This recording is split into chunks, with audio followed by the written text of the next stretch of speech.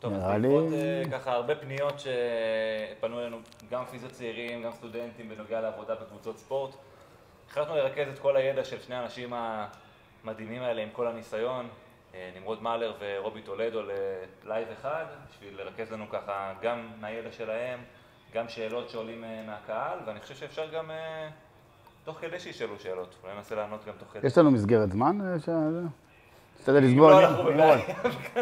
תשובות קצרות. זקני הכפר. אנחנו זקני הכפר. ננסה לענות תשובות... חדות וממופקדות. אולי נציג אתכם קודם? יאללה. שלא מכיר, באמת, בטעות, כאילו. שוט.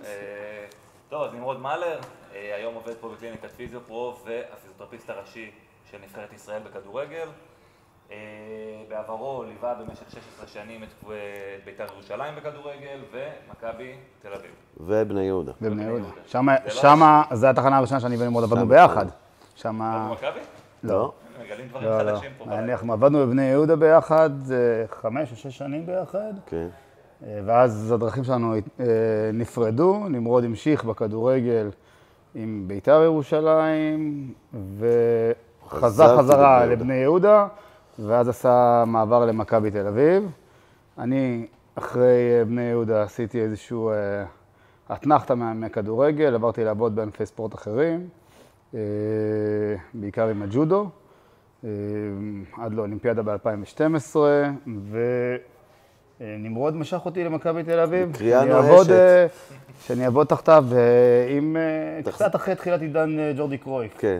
לא, חצי שנה. אתה נמרוד התחיל עם העידן של ג'ורדי, ואני חצי שנה אחרי, נראה לי, נכון. נמרוד משך אותי אליו, ו-the rest is history. אז טוב, כמו שכבר ציינת, רובי טולדו עבד בבני יהודה תל אביב, במכבי תל אביב בכדורגל, והיום מנהל את קליניקת פיזיופרו שבה אנחנו נמצאים כעת, מכון פיזיותרפיה, מוביל בארץ לפציעות ספורט, פגיעות אורתופדיות. משהו נוסף שאתה עושה או עשית? שעכשיו אני עובד תחתיו. אנחנו עובדים ביחד. תמיד היינו צוות. אגב, יש לי אנקדוטה קטנה לגבי המעבר מבני יהודה למכבי תל אביב, סיפור קטן. אני רק מזהיר אותך, לא לעשות בושות. לא, תראה, התחלתי את העונה בבני יהודה, ויצאתי איתם למחנה אימונים, אבל לא הייתי כל כך מבסוט מהכסף וזה, וכל המחנה אימונים אני מחכה לשיחה עם דמיו, לגבי העלאה, שאני רוצה העלאה וכו' וכו' וכו'. דמיו איש יקר, שאנחנו חייבים לו המון מהקריירה שלנו. באמת, וגם הכי כיף לעשות איתו משאים ומתנים על כסף. אפשר להתווכח על זה.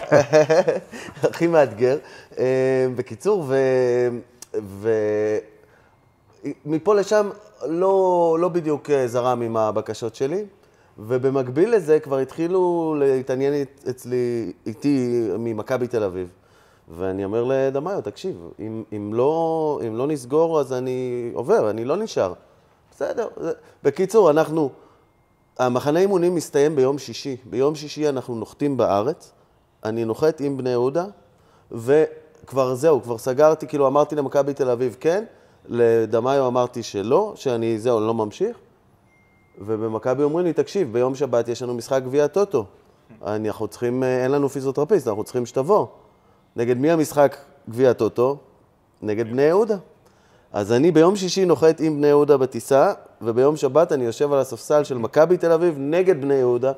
אחת הסיטואציות הכי הזויות שהיו לי בחיים, נוראית האמת. היום לא הייתי, נראה לי שהייתי מחפש דרך לדלג על זה באיזושהי צורה. זהו. טוב. טוב, השאלה הראשונה? כן. יאללה, אז קודם כל תודה רבה לכל מי ששלח שאלות, באמת שאלות... אנחנו רואים כמה שהם מחוברים? שאלות מעניינות. רואים. רואים? כן. 30. כן. טוב, השאלה הראשונה, איך מגיעים לעבוד בקבוצת ספורט? בקבוצת כדורגל או בקבוצת ספורט? כתבו קבוצת ספורט, אבל... תראה, אני עבדתי גם עם הכדוריד, גם נמרוד עבדתי גם עם הג'ודו, אבל בוא נגיד שמרבית שנותינו כפיזיותרפיסטים בקבוצות, זה היה בכדורגל. אז השאלה היא איך מגיעים לעבוד בקבוצות? במילה אחת. בן אדם שרוצה להתחיל לעבוד, איך הוא עושה את זה? אז אני גם יש לי איזה הסבר. קודם כל, במילה אחת, במקרה שלנו, הייתי אומר מזל.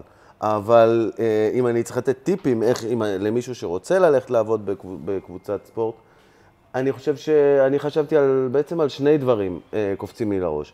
אחד, זה לנסות, לפנות לקבוצת ספורט, לצוות של קבוצת ספורט, ולהציע את עצמך כמו התנסות שכזו, כמו איזה סטאז'ר או סטודנט, בחינם. זאת אומרת, לקחת את עצמך, אני יודע עכשיו, אני לוקח תקופה שאני רוצה ללמוד ואני רוצה להיכנס לתחום, אני לא לצפות להרוויח מזה כסף, זאת אופציה אחת, אוקיי? ולהיות שם, פשוט להיות, להגיע, לנסות, מי שאם קבוצה אחת לא תסכים, ללכת לקבוצה אחרת, להציע את עצמך, לבוא להגיד, אני מוכן, אני אעשה דברים קטנים, אני לא יודע מה, איך אומרים באנגליה, הם כל הזמן אומרים, אני אסדר קונוסים על הדשא מבחינתי. זה אופציה אחת. דבר שני, זה קליניקות שהן עוסקות, מתמחות בעבודה עם ספורטאים, איכשהו לנסות גם באותה צורה להגיע לקליניקה, לנסות להגיע, לצפות לזה, ויכול להיות ששם גם, כי זה מקומות שמגיעים אליהם הרבה בקשות. אז אני מסכים עם כל מה שנמרוד אמר. דרך אגב, לגבי הטיפ שהוא אמר, אני עושה רגע שיפט קצר, כי הוא דיבר על זה שאם אתה רוצה להיות בקבוצת ספורט, אז הוא אמר, לך, תציע את עצמך, תהיה אקטיבי.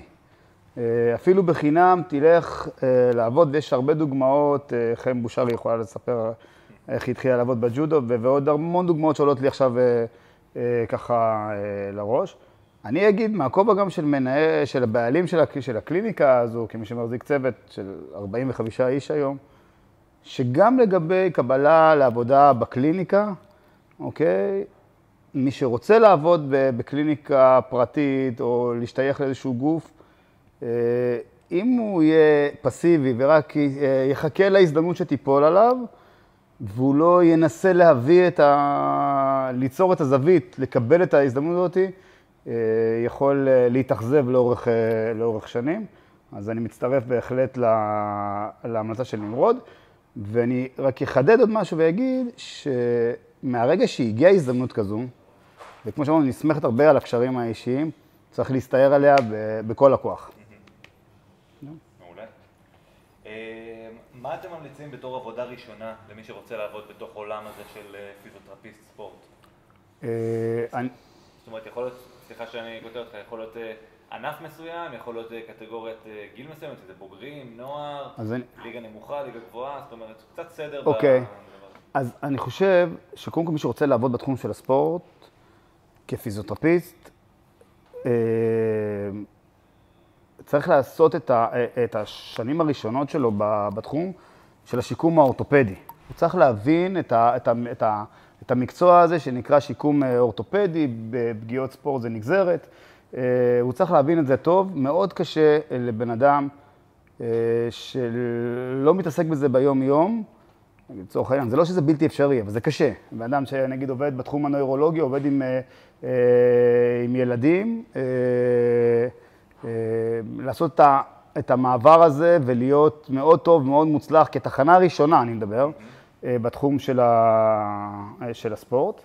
לגבי איך להתחיל, ההמלצה שלי, כשהרבה פיזיותרפיסטים צעירים שואלים אותי, אני חושב שהדרך הנכונה היא להתחיל במחלקות נוער, אוקיי?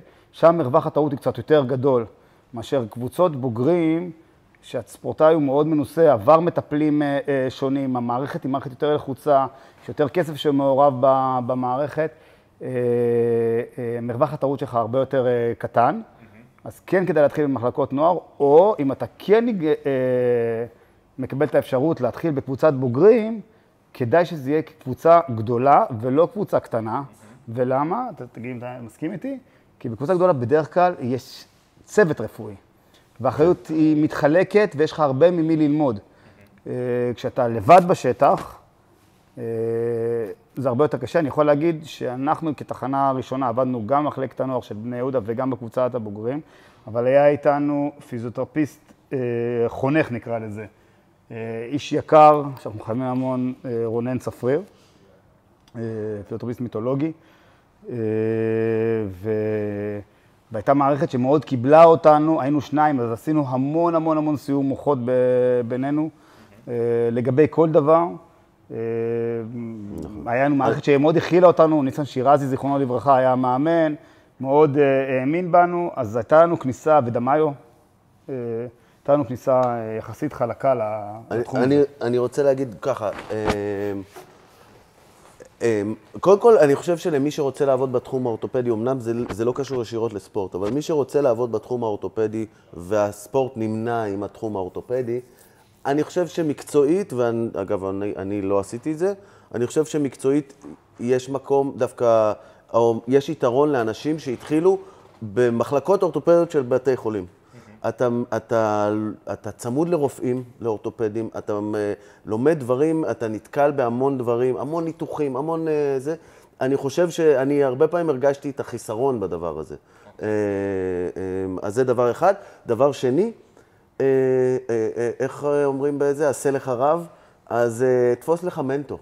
זאת אומרת, תחפש מישהו מהתחום, מישהו שכבר עובד, ותנסה להתחבר אליו, תנסה זה, כי גם אחר כך הוא יוכל לעזור לך, אתה גם תלמד ממנו המון, וגם, בקיצור, זה משהו שיקדם אותך מאוד. מסכים ב100%.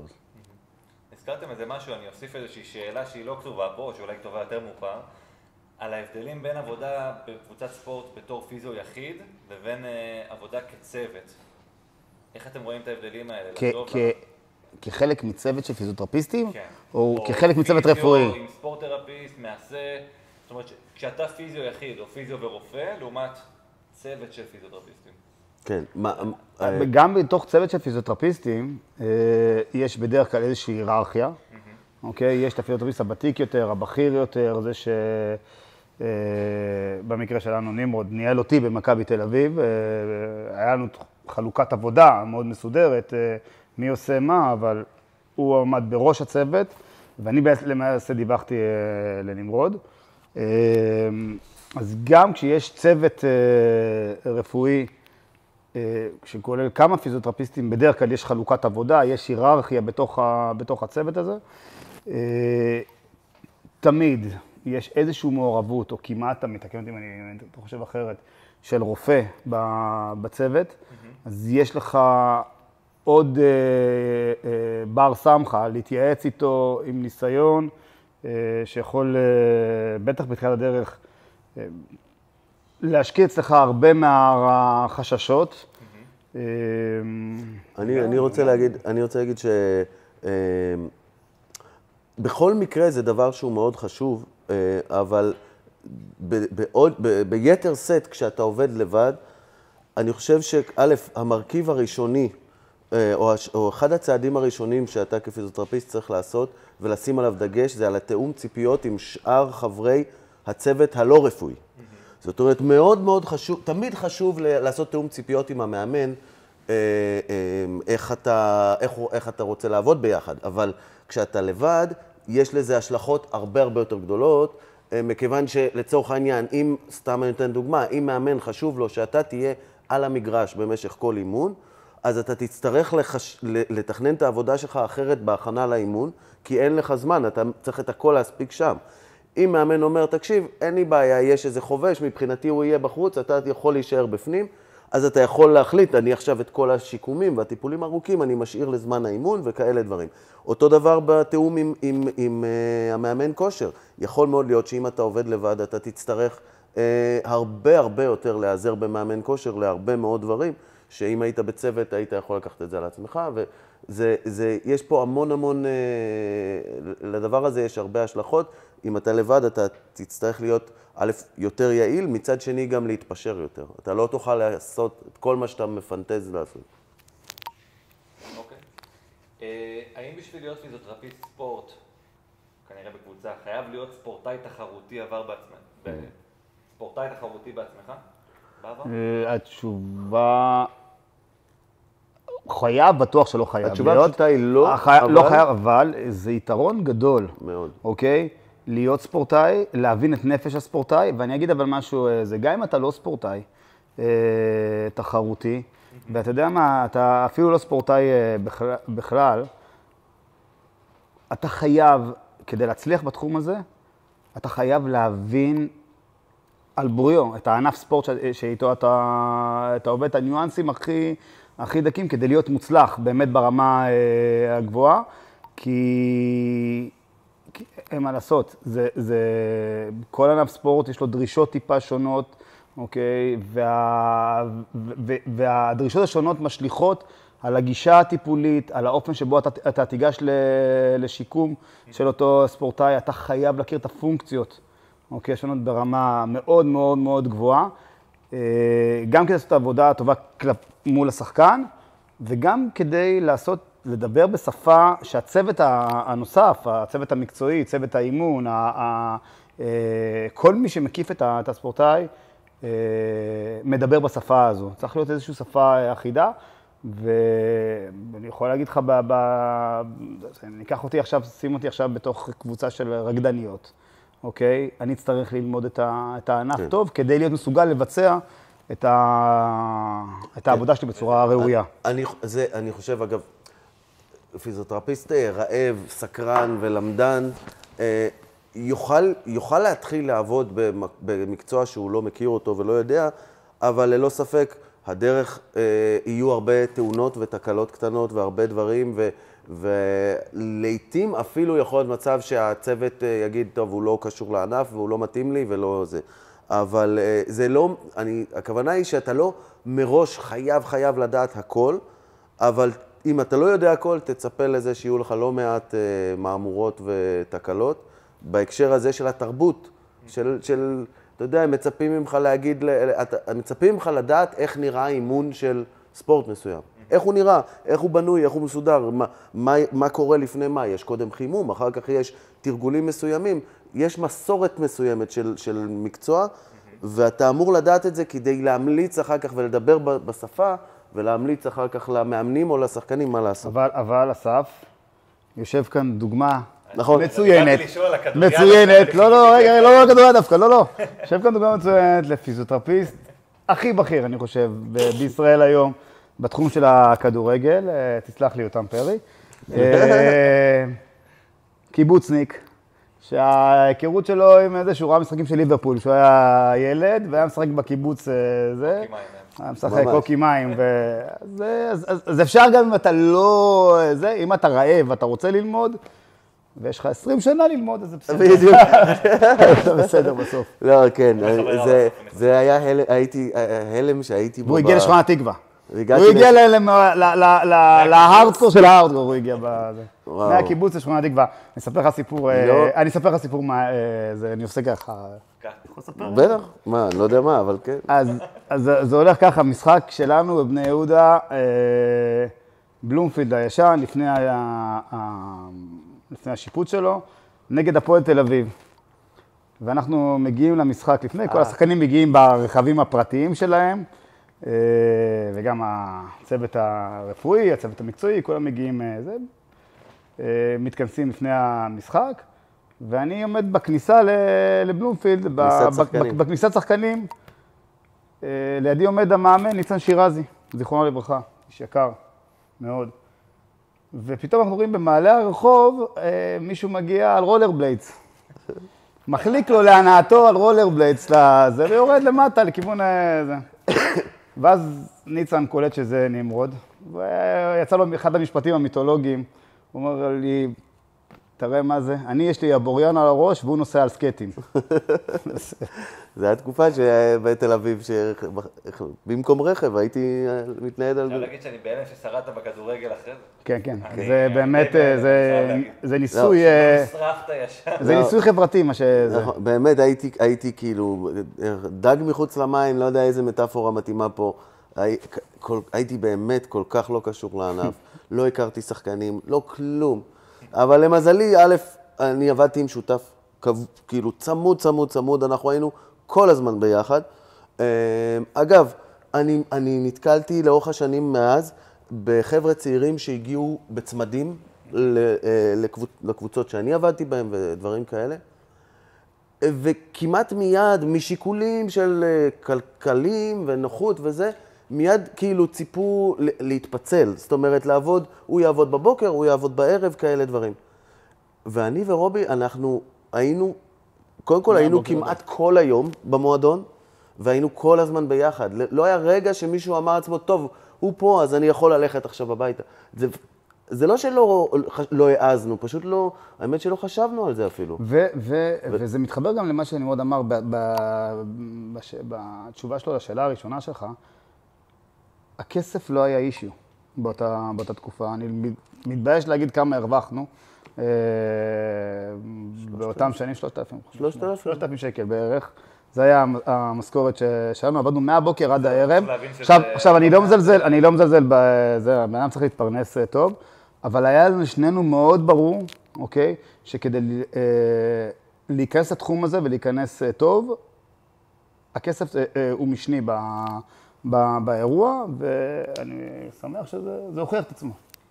אתם מובילים אותי לשאלה אחרת, האם נכון לעבוד רק בקבוצת ספורט, או שילוב של עבודה נוספת? אני אגיד את זה ככה, בתחילת הדרך, אני חושב שכדאי לעבוד בעבודה נוספת. אוקיי? עבודה נוספת שתומכת את זה, גם מטעמים כלכליים, בניגוד למה שאמרתי לפני שנייה, אוקיי? וגם מטעמים מקצועיים. כשאני מדבר על עבודה נוספת, זה לא ללכת להיות ברמן בעבודה נוספת, אני מדבר על לעבוד בעבודה כפיזיותרפיסט. זרקת רעיון. אוקיי, נמרוד עשה את זה פשוט. זה לעבוד כפיזיותרפיסט בקליניקה פרטית שמתעסקת באורתופדיה, בבית חולים, נמרוד אמר, זה יכול מאוד לתרום.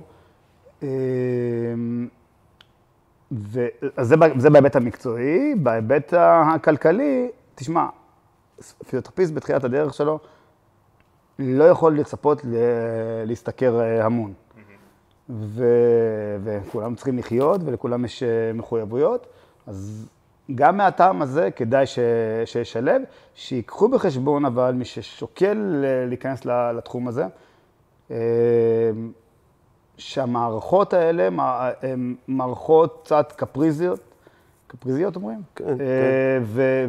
תובעניות. תובעניות מאוד, ומצפות שאתה תמיד לטובת הקבוצה בראש סדר העדיפויות, ולא פעם ולא פעמיים קרה לנו שתכננו עבודה ליום ראשון, הקבוצה הפסידה בשבת, המאמן באוטובוס החליט שהוא משנה את כל הלוח אימונים לשבוע הבא, אתה נמצא בחזרה ב-11 בלילה, עכשיו הולך תבטל את המטופלים שלך כדי זה. אבל זה המחיר שצריך לשלם. תקשיב, אני היום, פיזיותרפיסט של הנבחרת, יכולים להיות מקרים שיודיעו לנו היום בערב על זה שמחר יהיה אימון, לא אימון ראשי של כל הנבחרת, אבל לצורך העניין יש 3 שחקנים שכרגע בפגרה וצריך לזה, ומבקשים שנביא איש צוות רפואי. זה קורה כל הזמן, בכל השלבים. זה תחום מאוד מאוד תובעני ולא צפוי, ואם נכנסים לעולם הזה צריך לקחת את זה בחשבון. ואי אפשר לשלב את זה עם כל סוג של עבודה, דרך אגב. מהבחינה הזאת, קליניקה פרטית שבה אתה מנהל לעצמך את הלקוחות, אז אתה קצת יותר גמיש. ומהמקום הזה אולי אפשר להגיד שלא בטוח שזה עבודה שכדאי לעסוק בה ממש בתחילת הדרך, איך שסיימת את הלימודים. כי קשה להגיע לקליניקה פרטית בשלב הזה. אני חושב שאני קצת חולק עליו, צריך לעסוק בעבודה אותי כשמגיעה ההזדמנות. כן. אם תהיה סלקטיבי בתחילת הדרך ותגיד, אוקיי, אני עוד לא בשל, אני אחכה עוד 2, יכול להיות שההזדמנות לא תגיע. אין בעיה, אבל אני לא עכשיו יתחיל ללכת ולחפש לי עבודה בקבוצה דקה אחרי שסיימתי את הלימודים, כשאני במקביל עובד בקופת חולים או בבית חולים, כי גם המערכת של קופת חולים ובית חולים היא לא בידיים שלך. זאת אומרת, זה קובעים לך את התורים והכל, אז זה יותר מתאים כשאתה כבר מגיע להיות עצמאי באיזושהי צורה וכו'. אני חושב. לי דרך אגב יש דעה בנושא הזה שגם בשלבים מאוחרים של הקריירה, כדאי שתמיד יהיה לך גיבוי. זאת אומרת, גם אם אתה עובד בקבוצת ספורט, אפילו באימפריה הכי גדולה, אתה עובד במכבי תל אביב, מכבי חיפה, מי עוד? הפועל תל אביב, אוקיי, קבוצות שהן גדולות, בני יהודה פחות. קבוצות גדולות, מסודרות, אוקיי? אתה חייב תמיד שיהיה לך איזשהו בקאפ, איזשהו גיבוי, כי לא לעולם חוסן. והדברים הם מאוד נזילים בכדורגל, אני יכול לספר לך סיפורים, אני מריץ ככה לאורך השנים שלנו, יכולים להיות הכי מרוצים ממך ולהחליט שנה אחר כך שהולכים לאיזה שנה פיננסית ומורידים אתה צריך להמציא את עצמך מחדש. אני לא יודע על מה אתה מדבר ואני לא מכיר דבר כזה. אני יודע טוב מאוד. וכדאי שיהיה לך, אני אומר, טיפ לפיזיותרפיסטים שכבר נמצאים בתוך התחום ושוקלים לעשות רק את זה. אוקיי. כן. גבולות האחריות של פיזיותרפיסט בקבוצת ספורט. נראה לי זה נושא שאתם יכולים לדבר עליו. זה נושא באמת, זה נושא של קורס כמעט. אבל הם לא ברורים. סבבה? כאילו, יש תחומי, בגדול, הייתי אומר, בכותרת אחת או בשתי מילים, זה אנחנו אחראים על בריאות השחקנים והצוות וכו'. בעיקר השחקנים. הוא לא סתם אומר הצוות. נכון, נכון. ג'ורדי רואה את זה. אז זה ממש בגדול, וזה נוגע להכל. זאת אומרת, זה נוגע גם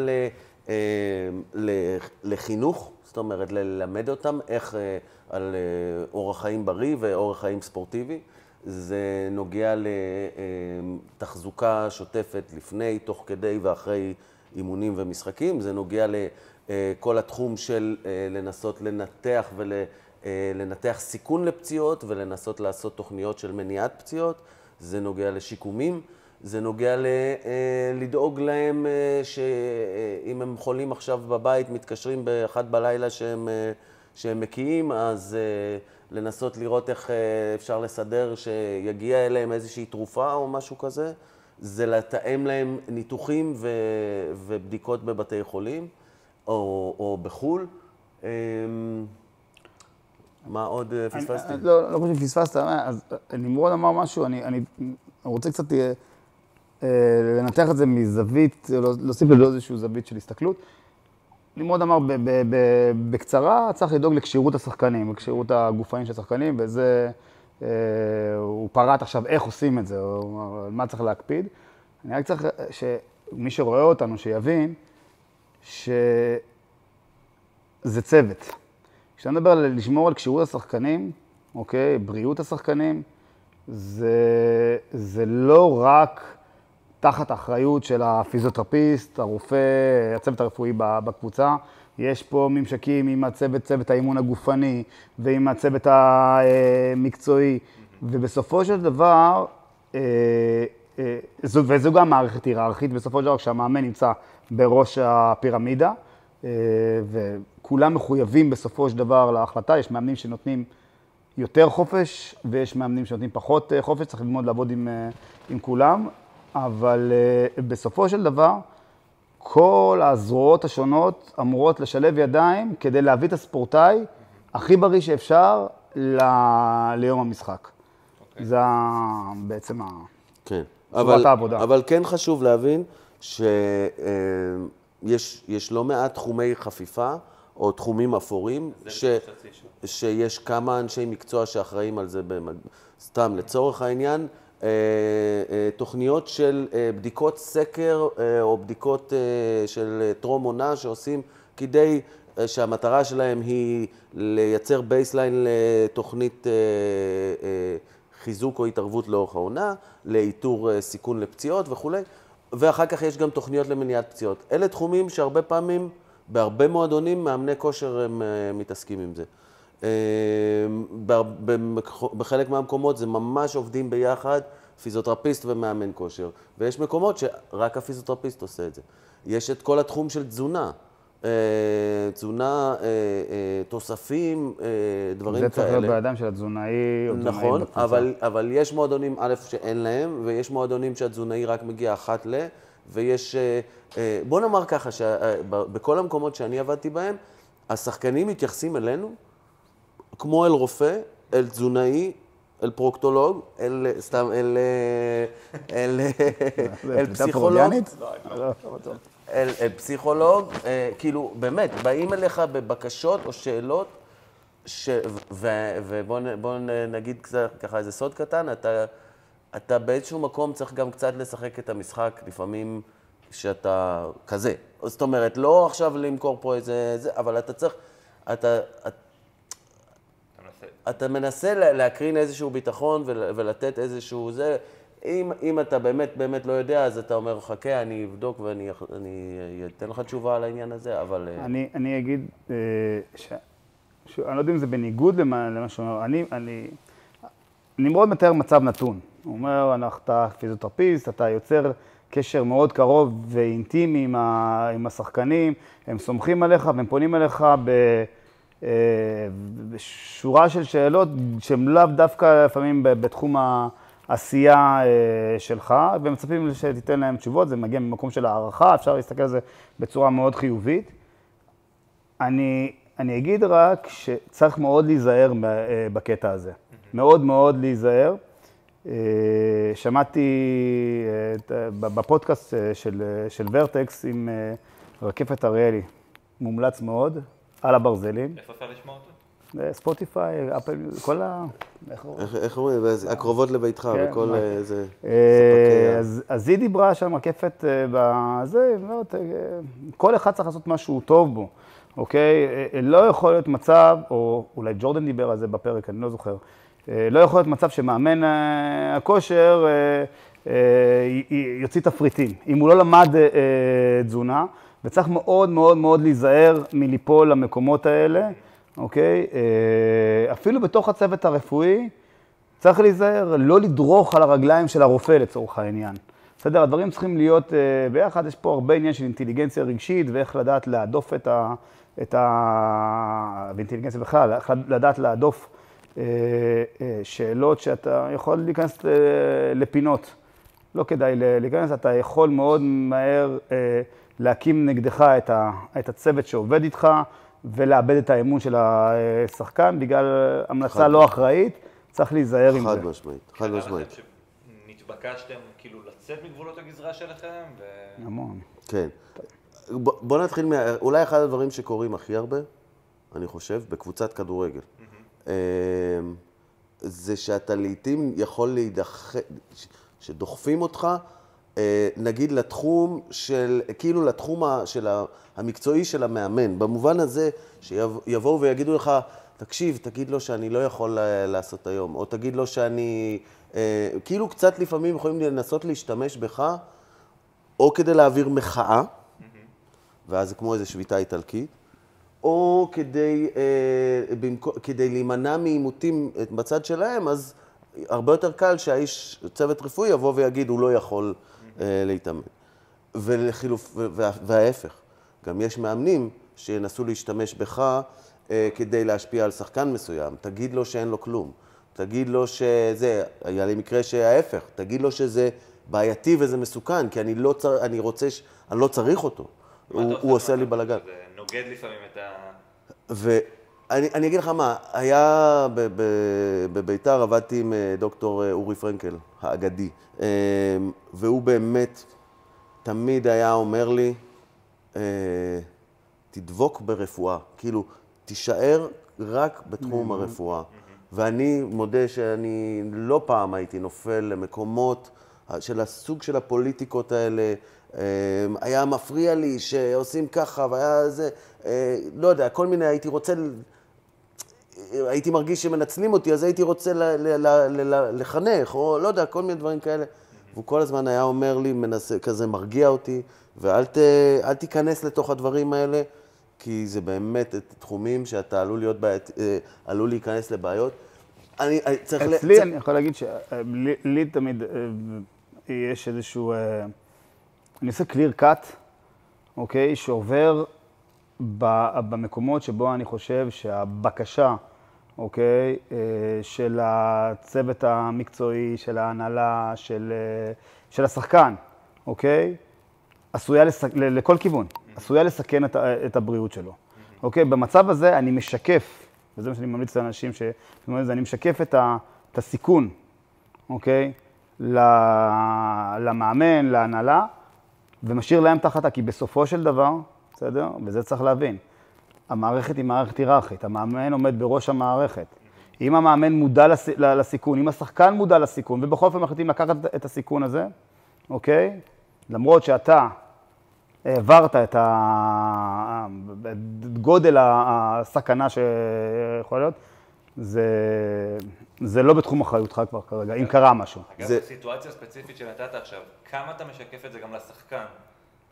זאת אומרת, אם אתה רואה זו שאלה יפה מאוד. אם אתה רואה שבאמת יש סיכוי, אני אחזור רגע על מה שאמרת, אם יש כן סיכוי אז אני אגיד לך מה, כאן, שוב, דיברנו על אינטליגנציה רגשית, צריך מידה מסוימת של אינטליגנציה, אוקיי, כדי לדעת להיחלץ מהמצבים האלה.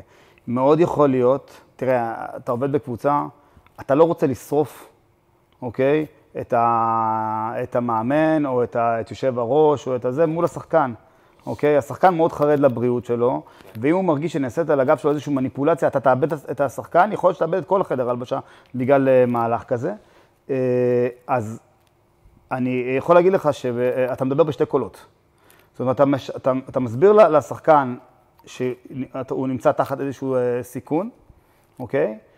אתה מסביר לצוות המקצועי, אוקיי, את חומרת הסיכון ביתר אפילו.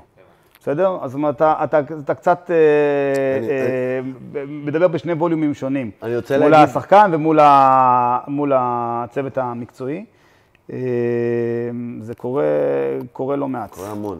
אני רוצה, קודם כל יש פה, אנחנו עולים פה על איזושהי סתירה לוגית שיש בהגדרת התפקיד של פיזיותרפיסט בקבוצה. את מי אתה משרת? אמרנו קודם שההגדרה הראשית היא לדאוג לבריאות השחקנים.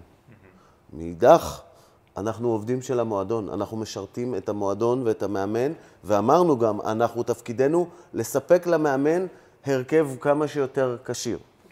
והדברים האלה לא פעם מתנגשים וסותרים אחד את השני. ואגב, ככל שאתה מתקרב, ככל שהמשחק הבא הוא חשוב, ככה הסיכוי שתיכנס למקומות האלה הוא גדול יותר.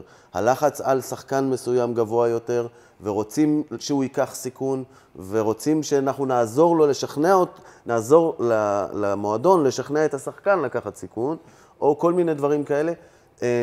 ושוב, המשפט הזה של פרנקל במקום הזה, זה stick to medicine, כאילו תנסה לא לתת לאף כוח למשוך אותך, ופשוט תהיה כמו איזה צ'אט GPT כזה שזורק עכשיו את המידע, להגיד לך שזה תמיד, זה לא עובד תמיד. אתה מוצא את עצמך מג'נגל כזה, ופה זה אינטליגנציה רגשית. גם באופן גס אני יכול להגיד לך שזה דילמה שאתה תמצא אותה יותר כשתעבוד במועדונים קטנים.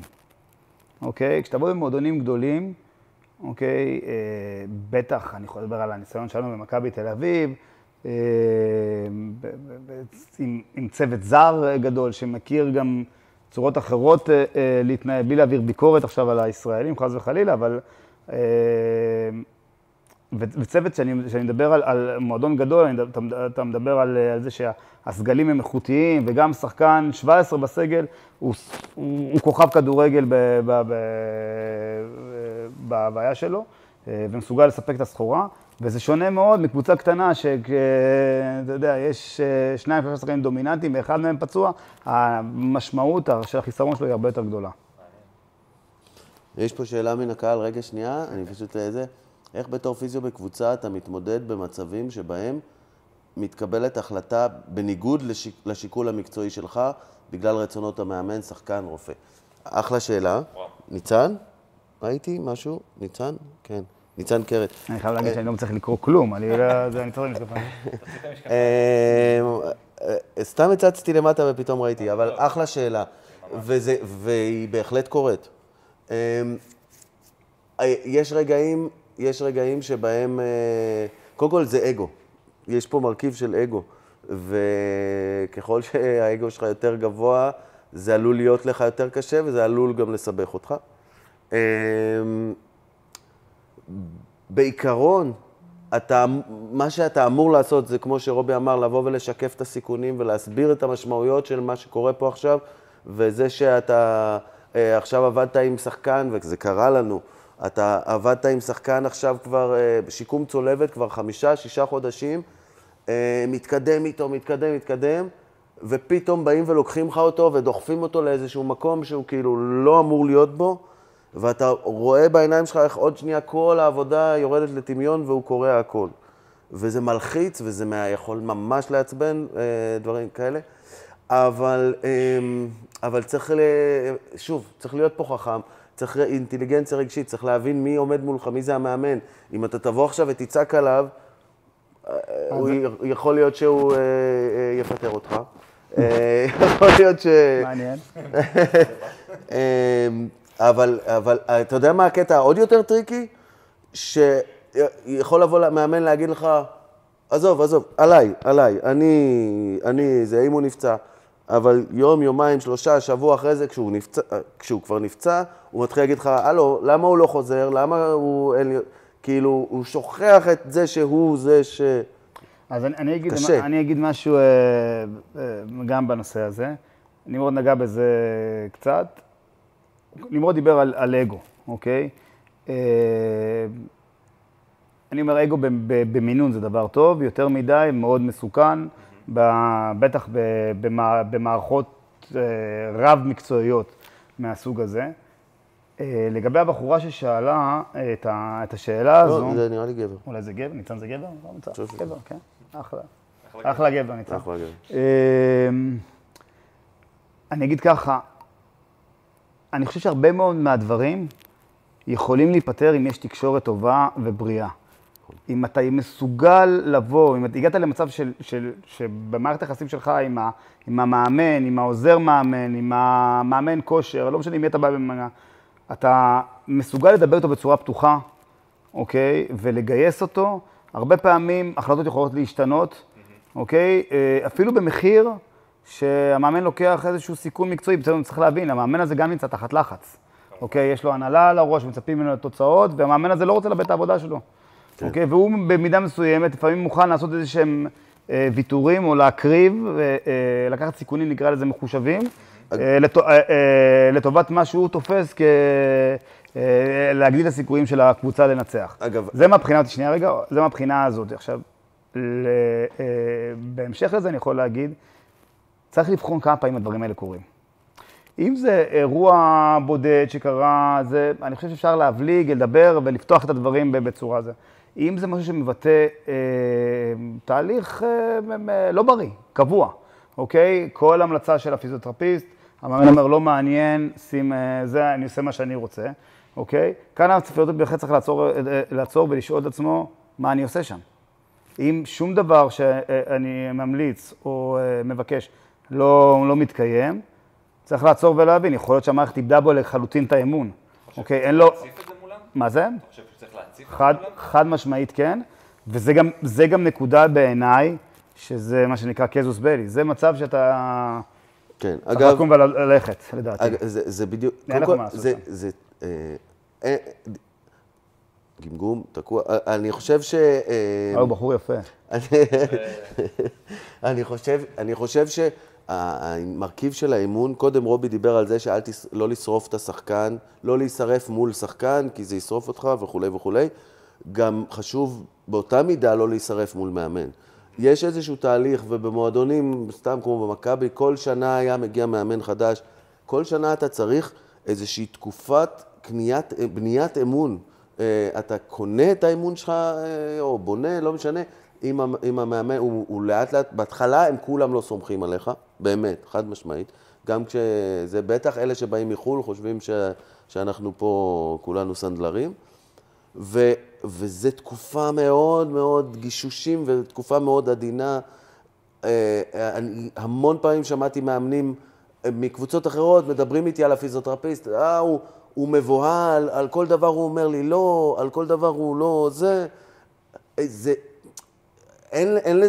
אין לזה נוסחה מובהקת, אבל צריך כל הזמן לזכור, זאת אומרת, אתה צריך לקנות את האמון של המאמן, מצד אחד שאתה לא מישהו שישבית לו את כל שחקן על כל שריטה, ואתה כן תהיה אחד שדוחף שחקנים כשצריך, ומצד שני אתה גם לא, אתה כן אחד שיודע לעצור בזמן, כי יש משהו. וואלה, הלוואי והיה לי איזשהו מתכון ברור בקטע הזה, אבל זה דבר שהוא, אחלה שאלה, כי זה באמת תחום קשה. ואגב, כן מצאתי את עצמי, לדעתי, עוקף. זאת אומרת, כשראיתי שאין לי תקשורת, אין הכל איזה, אם היה לי תקשורת עם מישהו אחר במועדון, כאילו אני בא ואני אומר לו, תקשיב, הוא כל הזמן לא מקבל את הדעה שלי, או הוא כל הזמן מבטל, ואני לא יכול לערוב לשחקנים ככה. כן. אוקיי. טוב, יש פה שאלה מאוד יפה. מהן הטעויות הנפוצות שעשיתם כפיזיו צעירים בתחילת הדרך? נראה לי תענו אולי כל אחד בנפרד. יש לי המון דוגמאות. דרך אגב, אני לא עשיתי טעויות. הטעות הכי גדולה שנמרוד עשה בחיים זה שהוא הכיר אותי. אני אגיד ככה, קודם כל, כולם טועים. חשוב שנבין, כולם טועים, גם הפיזיותרפיסט הכי מנוסה, טועה וטועה לא מעט, וגם במועדוני הפאר, אוקיי, אתם תראו, יש כל הזמן מי שקורא, עוקב אחרי עיתונות ספורט, אתם תראו שיש ביקורות לפעמים על הצוות הרפואי בריאל מדריד, או בביירן מינכן, או אני לא יודע מה, כי החזירו את השחקן מוקדם מדי, והוא קרא עוד הפעם את האמסטרינג, וזה דברים שקורים תמיד, אי אפשר להימנע מטעויות. אני כל הזמן אומר, אם אתה יודע להצדיק את הפעולה שלך, גם אם במבחן התוצאה נכשלת, זה לא מעניין. אתה יודע להצדיק למה עשית מה שעשית, אתה יודע להסביר אותו, ואתה יכול להסביר את ההיגיון מאחוריו, אוקיי? גם אם התוצאה הייתה רחוקה ממה שקיווית שתהיה, זה עובר, זה בסדר מבחינתי. לגבי, אני חושב שהטעות הכי, זה גם מתקשר לאיזשהו טיפ, שאני יכול לתת לאנשים מה לא לעשות, בטח בתחילת הדרך שלהם, ולפעמים יש לפיזיו צעיר, נטייה, פעם מישהו אמר לי, נתן לי טיפ שאתה יכול לקחת אותו לכיוון לא טוב. פיזיותרפיסט ותיק, מה שלא יהיה, דבר בביטחון. ואתה יכול לקחת את זה לכיוון של לייצר קביעות מוחלטות. איפה זה פוגש אותך הרבה פעמים במקום לא טוב? כשמבקשים לך צפי חזרה. אוקיי, מה קורה עכשיו באדם? אתה אומר, הוא עשה עכשיו קרע באמסטרינג, אוקיי? אז אני אומר לך, אוקיי, כמה זמן הוא חוזר לשחק, בסדר? ברור שזה נסמך על ניסיון, אוקיי? ויש פה שורה ארוכה של פרמטרים שיקבעו כמה מהר הוא יחזור, אבל זה הכי לא מתמטי שצריך לעקוב אחרי הגרף במהלך השיקום כדי לנסות לייצר איזושהי תחזית. אחת הטעויות היא כשאתה בא ואתה נותן איזשהו צפי מדויק. עוד 3 שבועות הוא על המגרש. ואז מה קורה? הוא 3 שבועות והוא עדיין לא מסוגל לחזור, וב4 שבועות המאמן מתחיל להסתכל לך בעין חצי עקומה, ומה קורה? מתחיל לחץ על ההנהלה, על המאמן מפעיל את הלחץ עליך, אוקיי? ואחרי 5 שבועות זה מתגבר, ואם הוא לא חזר אחרי 6 שבועות, אוקיי? אז איבדו בך אמון. עכשיו, זה לא רק שהמאמן מאבד בך את האמון, גם השחקן מאבד בך האמון, כי מה שאמרת למאמן, אוקיי, כנראה גם אמרת לשחקן, והשחקן לא מבין. אוקיי, אז זה דבר זה גם עלול להביא את המאמן על השחקן, ואז השחקן כבר כועס עליך, כי המאמן לוחץ עליו, כי אמרת לו שהוא אמור לחזור בעוד שבועיים, או משהו כזה. אני מאוד מאוד מסכים, אגב, טיפ בהקשר הזה, זה ללכת על טווחי זמנים, לא על זמנים מוגדרים. זאת אומרת, בין שבוע לשנה, משהו כזה, אם אפשר. שגילי ורמוט אומר, זה או 3 שבועות או 21 יום, תבחר. כן. ואגב, עוד דבר, גם בהקשר של זמנים וגם בהקשר של הבחנות.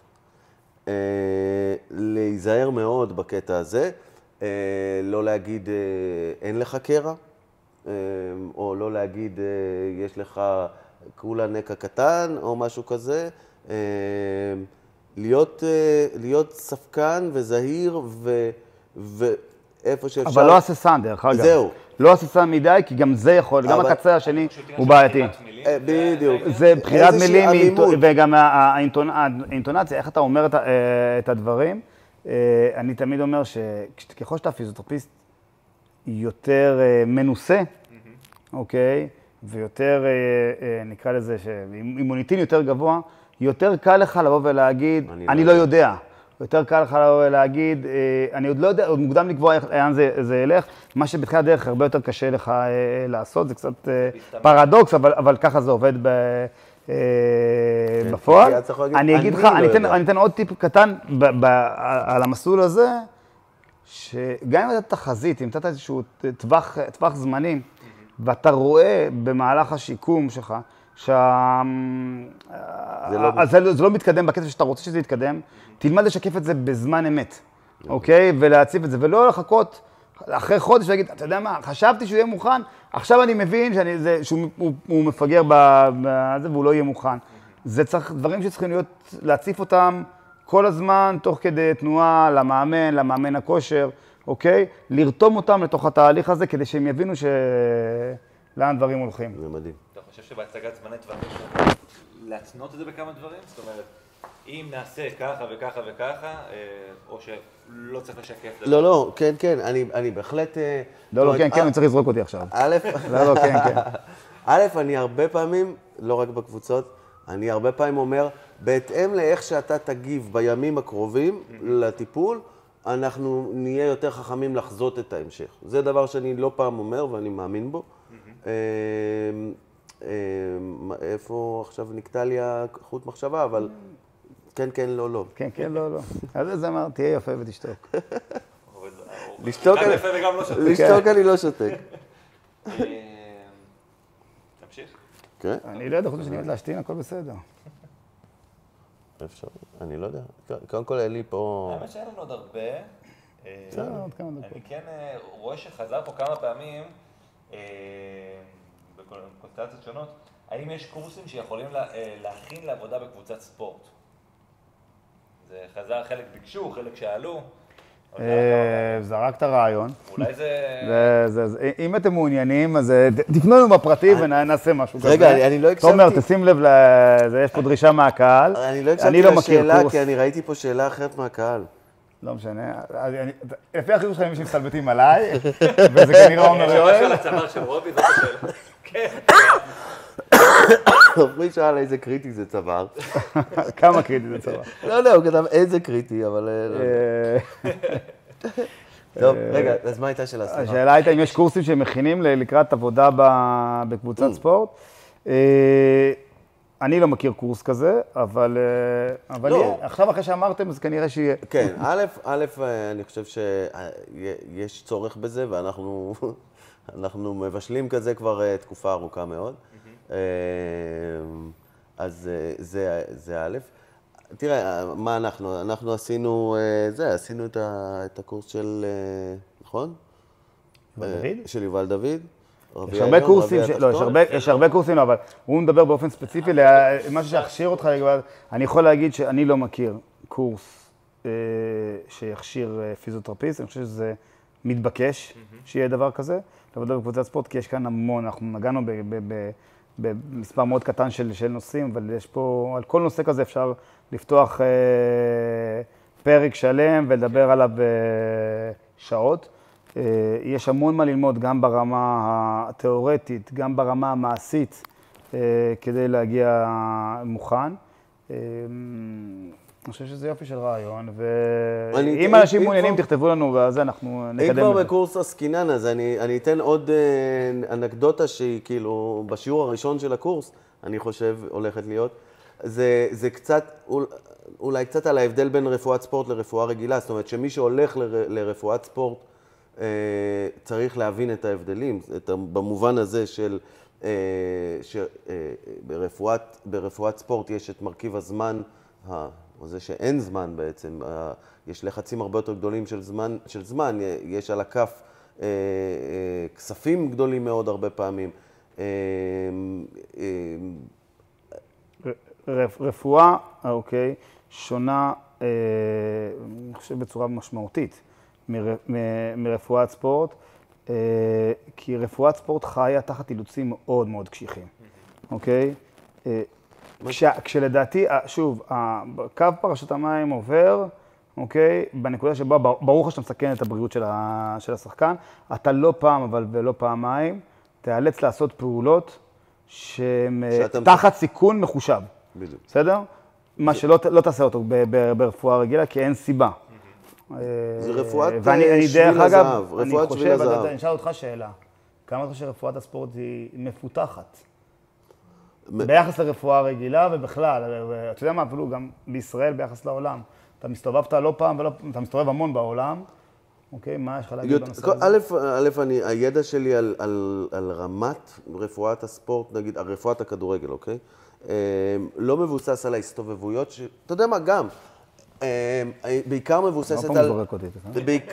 מבוססת על פידבקים שאני שאני מקבל מליגיונרים, שזה מדהים, זה מדהים עד כמה במועדונים באמת, מדינות מפותחות ונחשבות, עד כמה אנחנו שומעים כל הזמן שאין להם, לא רוצה להגיד, זהו, כמה הם לא מרוצים מהצוותים הרפואיים ביחס למה שהם הכירו בארץ, באמת, זה מטורף. זה דבר אחד. הדבר השני זה כשאנחנו בנבחרת נגיד, ואנחנו תמיד הולכים ומשתדלים, מי שמקבל אותנו, אנחנו נכנסים לחדר הלבשה של הנבחרת השנייה כדי להתרשם מהציוד שלהם ומאיך שהם מתנהלים, וגם שם זה מטורף לראות עד כמה הנבחרות באמת הגדולות, וראינו את גרמניה, את צרפת, חוץ מארגנטינה וברזיל ואנגליה, נראה לי ראינו את כל הגדולות, ואנחנו, לא נעים להגיד, אבל אנחנו יותר מתקדמים. ומה זה בלגן? מכולם. אני רוצה להגיד משהו בנושא הזה, בסדר? שני דברים. אחד, הרבה פעמים אני שומע מהורים, או אפילו משחקנים צעירים, אם הייתי עכשיו פציעה כזו לשחקן בריאל מדריד, לוקחת חצי מהזמן להחלים. למה? כי יוצא מנקודת הנחה שהמשאבים שונים ואפשר להפעיל, הרפואה די דומה בכל העולם, ולוחות הזמנים להחלמה, המרכיב המשמעותי ביותר עבורם, או שיקבע כמה מהר תחזור מפציעה, זה לאו דווקא איזה מכשור יופעל עליך, אוקיי? זה הרבה קשור בגנטיקה, בנתונים הפיזיים של אותו שחקן, בסוג הפציעה, במאפיינים של הפציעה עצמה. זה דבר אחד. דבר שני שאני רוצה לספר בהקשר הזה, שקצת יתמוך את מה שנמרוד אמר, היה אני ונמרוד, אני חושב שבשנה השנייה או השלישית במכבי תל אביב, וצירפנו לצוות פיזיותרפיסט צעיר שהיה שחקן כדורגל בעברו, איש מקסים, מוכשר בטירוף בשם עמית סלח. הוא הצטרף. עמית אחרי שנה עזב את מכבי לטובת אשתו גרמניה שעברה לעבוד בשוויץ. התחילה מלחמה, היא עזבה את הארץ, הוא עזב את הארץ בעקבותיה. חצי שנה אחריה הוא עזב את הארץ, ופאולו סוזה, שאימן במכבי תל אביב, עבר לעבור את לא גראסו. באזל, לא? לא באזל. לא, זה היה... קודם כל, יש יאנג בויז, אבל זה השני שהוא היה. נו, חרגולים, איך זה אומרים? לא, זה גראסהופרס. גראסהופרס. לא משנה, את קבוצת הפאר השוויצרית, שעכשיו ברח לי השם שלה, לדעתי באזל. כן. באזל. והוא עבר לאמן, והוא לקח את עמית סלח אליו, לבאזל, ועמית סלח מפיזיותרפיסט זוטר בצוות, הפך להיות, עבד שם משהו כמו 8 או 9 שנים, הפך להיות הפיזיותרפיסט הראשי, ואנחנו עד היום בקשר, וכשהוא מגיע לארץ אנחנו נפגשים כל פעם, והוא יודע לספר שהרמה בישראל יותר גבוהה מהרמה גם במועדוני הפאר באירופה, אז... מעניין. כן. טוב, אנחנו נראה לי כבר לקראת סיום, אבל אולי שאלו פה על השיתוף פעולה בין הפיזיותרפיסט למאמן הכושר. אני אגיד לך, קודם כל יש המון עבודה משותפת של הפיזיותרפיסט עם מאמן הכושר. איפה זה בא לידי ביטוי הכי הרבה, אוקיי? בכל מה שקשור לשיקומים, אוקיי? כי בוא נגיד נחלק את זה בצורה גסה, את התהליך הזה, יש את הפציעה, כל עוד קיים איזשהו נזק אקטואלי לרקמה, אוקיי, שנפצעה, הפיזיותרפיסט הוא זה שמנהל את התהליך. אוקיי? מהרגע שהחלק של הפיזיותרפיסט נגמר, כשאני אומר נגמר, זה לאו דווקא, הוא לא יוצא לגמרי מהתהליך, אבל הוא עובר אחורה, מי שמגיע לקדמת הבמה, זה מאמן הכושר. את כל הנושא של ה-return to play, אוקיי? בדרך כלל יעשה מאמן הכושר, הרבה פעמים תחת, לפחות בשלבים הראשונים, תחת הגבלות, אוקיי? או תוך התייעצות עם הפיזיותרפיסט. אז התקשורת ביניהם היא יומיומית, וממש יש פה צוות. זאת אומרת, המאמן כושר במידה לא מבוטלת, אפשר לראות אותו גם כזרוע המשלימה של הצוות הרפואי. זה דבר מאוד מעניין. אני יכול להגיד לך שאנחנו התמזל מזלנו, עבדנו עם מאמנים מדהימים בתחום, דרור שמשון ושדו וזיגדון, שעושה את זה במכבי תל אביב. חבר'ה סופר רציניים שאתה, כמו שדיברנו על השפה המשותפת, שאתה אמור להכיר את השפה המשותפת, גם הם מבינים, אני יכול להגיד לך שתדבר היום עם ערן שדו, או עם דרור, או עם זיגי, ותגיד להם שהוא עשה קרע ב-MCL, דרגה 2, ברור להם מה זה אומר, ברור להם מה המשמעות של זה, ברור להם איך זה אמור להתנהג במהלך השיקומי של זה. הרבה פעמים היום יותר מפיזיותרפיסט צעיר. אני רוצה להגיד שהפוטנציאל הנפיצות במערכת יחסים עם מאמן כושר הוא גבוה מאוד, אוקיי?